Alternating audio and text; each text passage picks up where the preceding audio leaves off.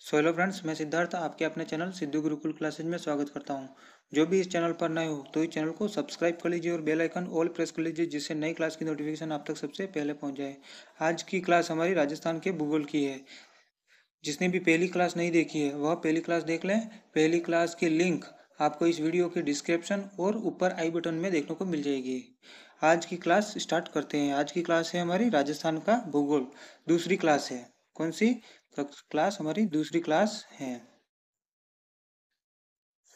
नदी जिसका अफवाह क्षेत्र सर्वाधिक है: जवाई, साबरमती, सुकड़ी तथा खारी या फिर बनास। जो ऐसी कौन सी नदी है जिसका अफवाह क्षेत्र अधिक है? तो कौन सी नदी का अफवाह क्षेत्र अधिक है? तो यह है बनास नदी का। किसका? बनास नदी का अफवाह क्षेत्र अधिक है। देखो, बनास नदी है, इससे इसके दो और नाम है। बनास नदी को वन की आशा के नाम से भी जाना जाता है। वन की आशा के नाम से भी जाना जाता है और इसे वशिष्ठी के नाम से भी जाना जाता है। कौन से? वशिष्ठी के नाम से भी जाना जाता है। इसके अन्य दो नाम है।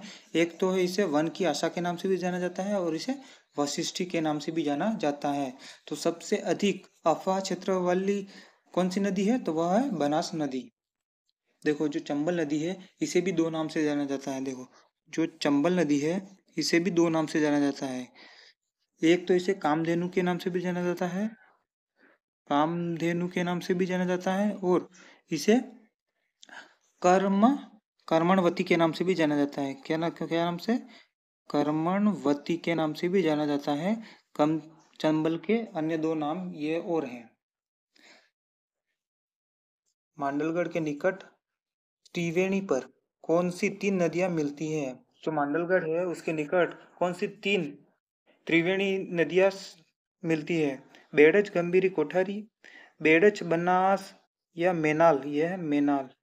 मेनाल, बंसा, गंभीर, लूणी या फिर खारी, कोठारी, मेनाल। तो मांडलगढ़ के निकट त्रिवेणी संगम कौन सी तीन नदियां बनाती है? तो वह बनाती है बेड़च, बनास और मेनाल। कौन कौन सी? बेड़च, बनास और मेनाल नदी। देखो, जो बनास बनास खारी और जो डाई नदी का संगम है वो कहाँ मिलता है? तो ये राजमहल राजमहल टोक में। कहाँ पे इनका जो संगम होता है वो राजमहल टोक में होता है। बनास, खारी और डाई का नदियां हैं जिनका त्रिवेणी जो संगम है वह राजमहल टोक में होता है। और मानसी मानसी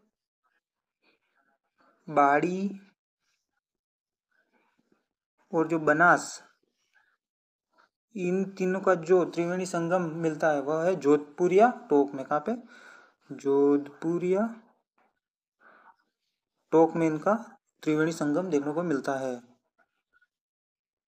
जोधपुरिया टोक में मानसी, बांडी और बनास जो नदियां हैं इनका जो त्रिवेणी संगम है वो हमें जोधपुरिया टोक में देखने को मिलता है।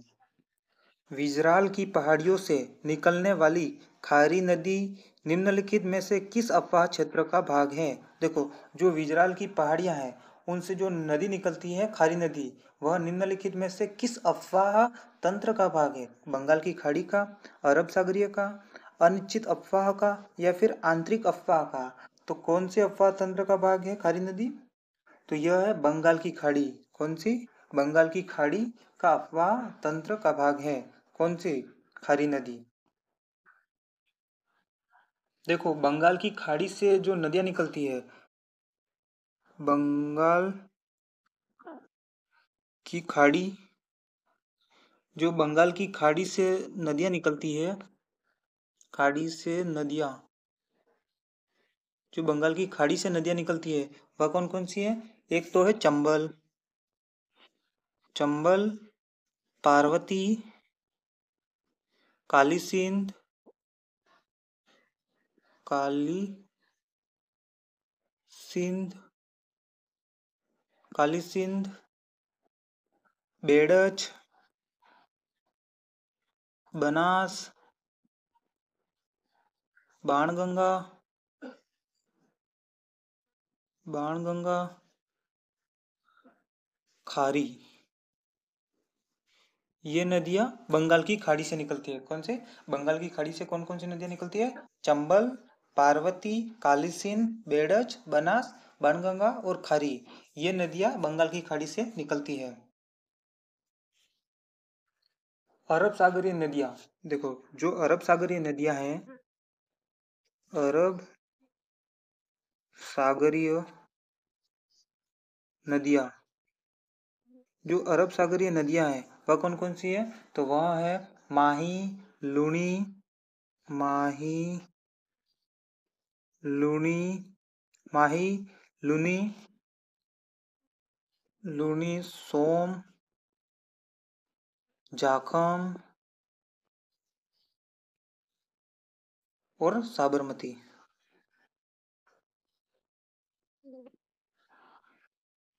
यह नदियाँ अरब सागर से निकलने वाली नदियाँ हैं। कौन कौन सी नदियाँ अरब सागर से निकलने वाली? माही, लूनी, सोम, जाखम और साबरमती। और जो आंतरिक अफवाह की नदियाँ हैं, आंतरिक अफवाह,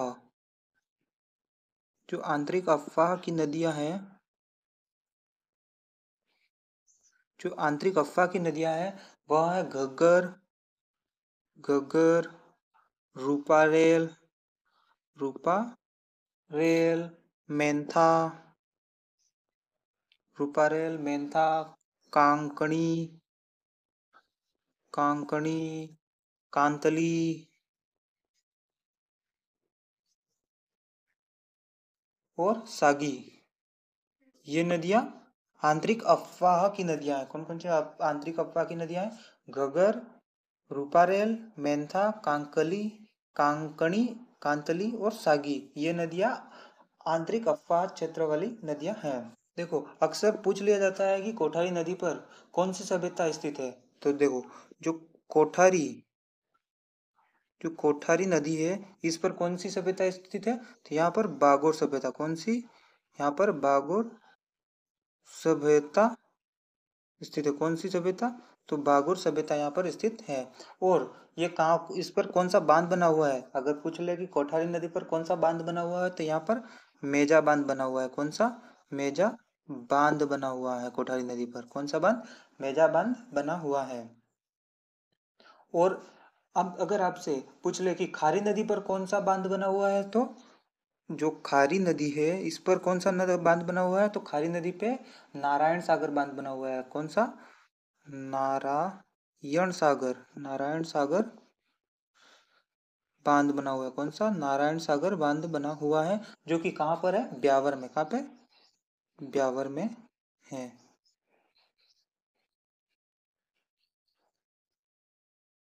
कुराल नदी का संबंध निम्न में से राजस्थान के किस जिले से है? जो कुराल नदी है उसका संबंध राजस्थान के किस जिले से है? बूंदी से, बारा से, सीकर से या फिर डूंगरपुर से? तो जो कुराल नदी है इसका संबंध बूंदी से है। किससे है? इसका संबंध बूंदी से है। कौन से जिले से? बूंदी से। देखो जो कुराल नदी है वह कहाँ से निकलती है? जो देखो जो कुराल नदी है, कौन सी? जो कुराल नदी है वह कहाँ से निकलती है? तो ये कुराल नदी ऊपरमाल की पहाड़ियों से। कौन सी? ऊपर माल की पठार से। कौन से? ऊपर माल के पठार से यह नदी निकलती है। कौन सी नदी? कुराल नदी। और ये ऊपर माल पठार है वहाँ कहाँ पर है? तो यह भीलवाड़ा में है। कौन से जिले में? यह भीलवाड़ा में है। जो ऊपर माल की पहाड़ियां हैं वह भीलवाड़ा में है और कुराल नदी ऊपर माल पठार से निकलती है। परवन नदी का उद्गम कहाँ से होता है? जो परवन नदी है इसका उद्गम कहाँ से होता है? सीहोर क्षेत्र मध्य प्रदेश से, सुसनेर पहाड़ी मध्य प्रदेश से, मालवा पठार मध्य प्रदेश से या फिर जावरा की पहाड़ियाँ मध्य प्रदेश से। तो जो परवन नदी है इसका उद्गम कहाँ से होता है? तो इसका उद्गम होता है जो कि मालवा पठार मध्य प्रदेश से। कहाँ से? मालवा पठार, जो मालवा पठार है यहाँ से होती है, जो कि मध्य प्रदेश में है। कहाँ पर है? मध्य प्रदेश में। देखो जो परवन नदी है इसका राजस्थान में प्रवेश होता है वो कहाँ से होता है? तो देखो जो परवन नदी है, परवन नदी का राजस्थान में प्रवेश तो राजस्थान में जो परवन नदी है इसका प्रवेश कहाँ से होता है? तो राजस्थान में जो परवन नदी है इसका प्रवेश खड़ी बोर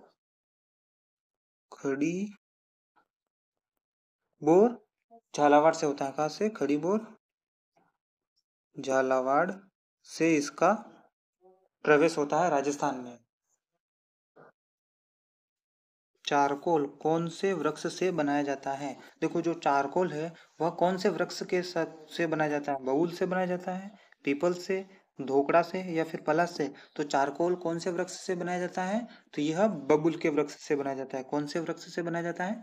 बबूल के वृक्ष से बनाया जाता है। देखो जो पलाश है यह क्या है? यह जंगल की आग है। कौन सी है? यह जंगल की आग से संबंधित है। किससे? पलाश है जो जंगल की आग से संबंधित है। और जो धोकड़ा है यह किससे संबंधित है? तो जो धोकड़ा है यह राजस्थान में सर्वाधिक वन जो राजस्थान में सर्वाधिक जो वन है वह किससे संबंधित है? तो जो राजस्थान में सर्वाधिक वन है यह धोकड़ा से संबंधित है।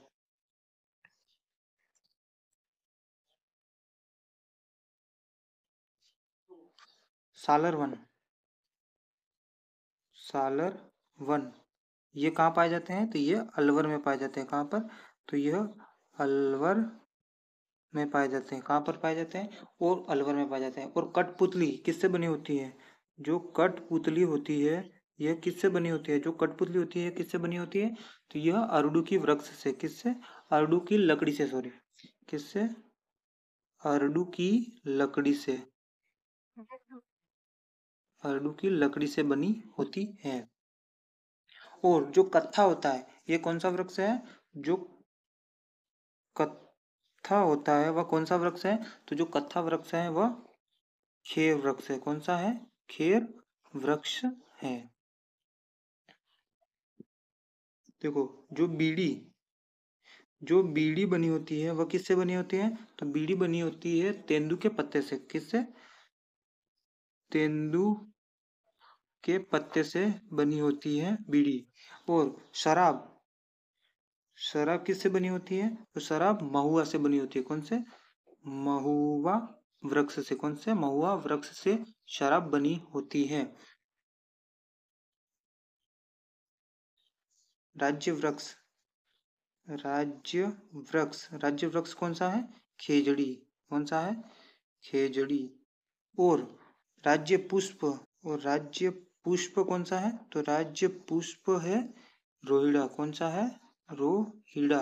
राज्य पुष्प रोहिड़ा और राज्य वृक्ष खेजड़ी है। पलाश अथवा ढाक के नाम से जाने जाने वाले वृक्ष का वानस्पतिक नाम क्या है? जो पलाश अथवा ढाक है उसके नाम से जाने जाने वाला जो वृक्ष है उसका वानस्पतिक नाम क्या है? मेंगीफेरा इंडिका, शोरिया रोबस्टा, बोम्बेक्स सीबा या फिर बुटिया मोनोस्पर्मा? तो जो पलाश अथवा ढाक के नाम से जाने जाने वाला वृक्ष है इसका वानस्पतिक नाम क्या है? तो इसका जो वानस्पतिक नाम है वह है बुटिया मोनोस्पर्मा। क्या है? बुटिया मोनोस्पर्मा।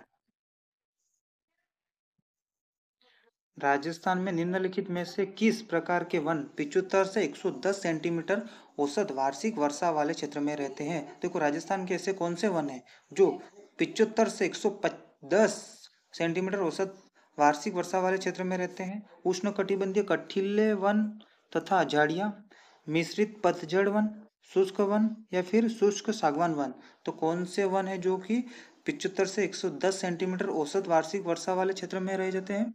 तो ये पाए जाते हैं शुष्क सागवान वन। कौन से? शुष्क सागवान वन। राजस्थान वन स्थिति रिपोर्ट 2017 के अनुसार राजस्थान का अधिकतम वन क्षेत्र किस श्रेणी के अंतर्गत आता है? आरक्षित वन, संरक्षित वन, अवर्गीकृत वन या फिर खुला वन? तो जो राजस्थान की वन रिपोर्ट थी 2017 उसमें जो राजस्थान का अधिकतम वन क्षेत्र है वो किस श्रेणी के अंतर्गत आता है? तो यह संरक्षित वन के अंतर्गत आता है। कौन से वन के अंतर्गत आता है? तो यह संरक्षित वन क्षेत्र के अंतर्गत आता है। राजस्थान में निम्नलिखित जिलों में से कौन सा न्यूनतम वन क्षेत्र प्रतिशत वाला जिला है? तो कोई जो राजस्थान के जिले हैं उनमें से न्यूनतम वन क्षेत्र प्रतिशत वाला जिला कौन सा है? जैसलमेर, बीकानेर, जोधपुर या फिर बाड़मेर? तो कौन सा जिला है जो सबसे कम प्रतिशत वाला है? तो वह है जोधपुर, कौन सा है? जोधपुर जिला सबसे न्यूनतम वन क्षेत्र प्रतिशत वाला जिला है।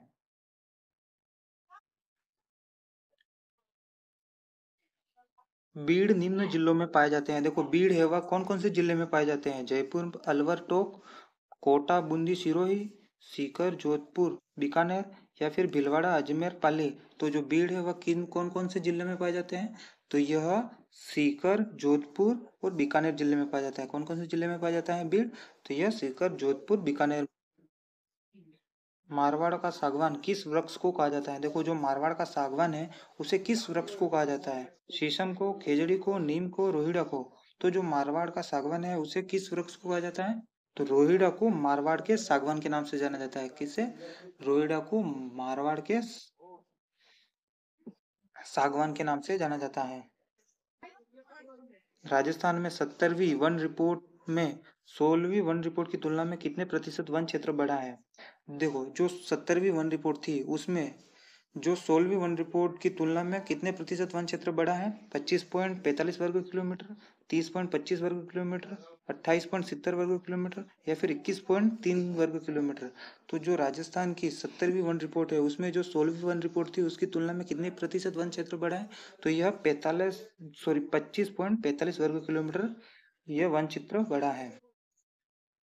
राजस्थान में राजस्थान में अवर्गीकृत वनों का क्षेत्र है कितना है?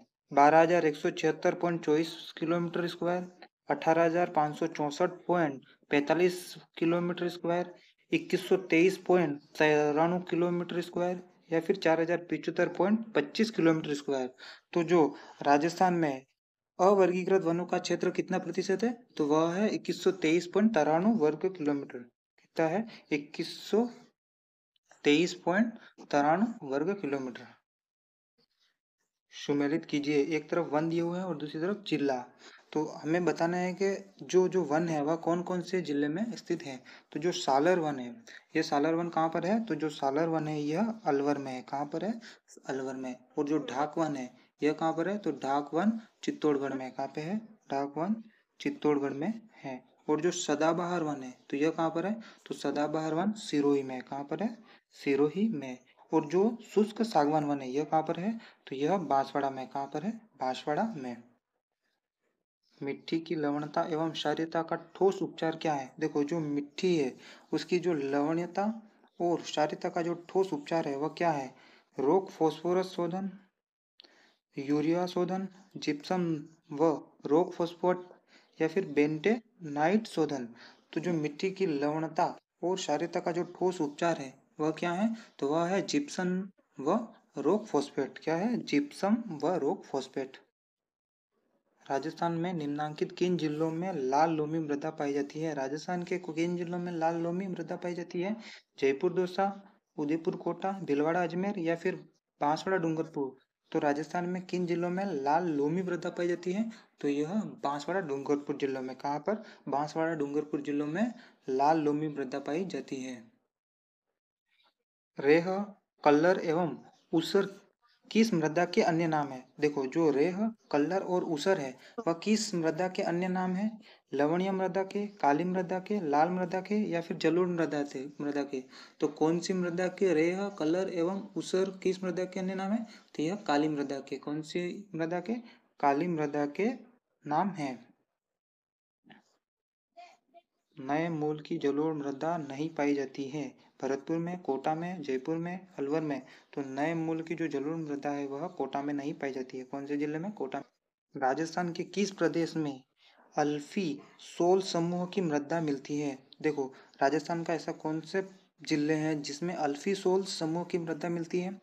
जयपुर, अलवर, दौसा, जैसलमेर, बाड़मेर, पाली, उदयपुर, सिरोही, पाली या फिर कोटा, बूंदी, भरतपुर। तो राजस्थान के कौन से जिलों में अल्फी सोल समूह की मृदा मिलती है? तो यह जयपुर, अलवर और दौसा जिलों में। कहाँ पर? जयपुर, अलवर और दौसा जिलों में अल्फी सोल्स की समूह की मृदा मिलती है। राजस्थान के नागौर, पाली, अजमेर और जयपुर जिलों में मुख्य रूप से कौन सी मिट्टी पाई जाती है? देखो जो राजस्थान के जिले हैं नागौर, पाली, अजमेर और जयपुर, इनमें से को मुख्य रूप से कौन सी मिट्टी पाई जाती है? इसमें लाल लोमी मिट्टी, सीरोजेम्स, भूरी मिट्टी या फिर रेतीली मिट्टी। तो इसमें कौन सी मिट्टी पाई जाती है? तो इसमें सीरोजेम्स मिट्टी पाई जाती है। कौन सी? सीरोजेम्स मिट्टी पाई जाती है नागौर, पाली, अजमेर और जयपुर जिलों में। निम्न कथनों पर विचार कीजिए। लाल व पीली मिट्टी में उपजाऊ तत्वों की कमी होती है। लाल व पीली मिट्टी भीलवाड़ा, सिरोही, अजमेर, सवाई माधोपुर एवं उदयपुर जिलों में पाई जाती है। लाल व पीली मिट्टी में गेहूं व चावल की खेती की जाती है। तो देखो, लाल व पीली मिट्टी में उपजाऊ तत्वों की कमी होती है, तो हाँ, इसमें उपजाऊ तत्वों की कमी होती है। और लाल व पीली मिट्टी भीलवाड़ा, सिरोही, अजमेर, सवाई माधोपुर एवं उदयपुर जिलों में पाई जाती है। तो हाँ, यह भीलवाड़ा, सिरोही, अजमेर, सवाई माधोपुर और उदयपुर जिलों में पाई जाती है। बट जो लाल व पीली मिट्टी है, इसमें गेहूं व चावल की खेती नहीं की जाती है। तो ये हमारा गलत है। राजस्थान के सिरोही और पाली जिलों में कौन से प्रकार की प्रधान मृदा मिलती है? देखो, जो राजस्थान के सिरोही और पाली जिले हैं, उसमें कौन से प्रकार की मृदा मिलती है? इंसेप्टिसोल, बर्टिसोल्स, अल्फिसोल्स या फिर एंटीसोल्स। तो कौन से प्रकार की मृदा मिलती है? तो इसमें इंसेप्टिसोल्स की, कौन सी? इंसेप्टिसोल्स की मृदा मिलती है। निम्न में से कौन सा एक उपाय मृदा संरक्षण का नहीं है? फसलों की हेराफेरी, अत्यधिक जलापूर्ति, एनीकट का निर्माण या फिर वृक्षारोपण। तो ऐसा कौन सा उपाय है जो मृदा संरक्षण का नहीं है? तो यह है अत्यधिक जलापूर्ति। क्या है? अत्यधिक जलापूर्ति। निम्न को सुमेलित कीजिए। एक तरफ फसल है, एक तरफ किस्म है। गेहूं की फसल राज 3077, चावल जया, जो राजकिरण और मक्का नव ज्योति। ये इसका सही सुमेलित है।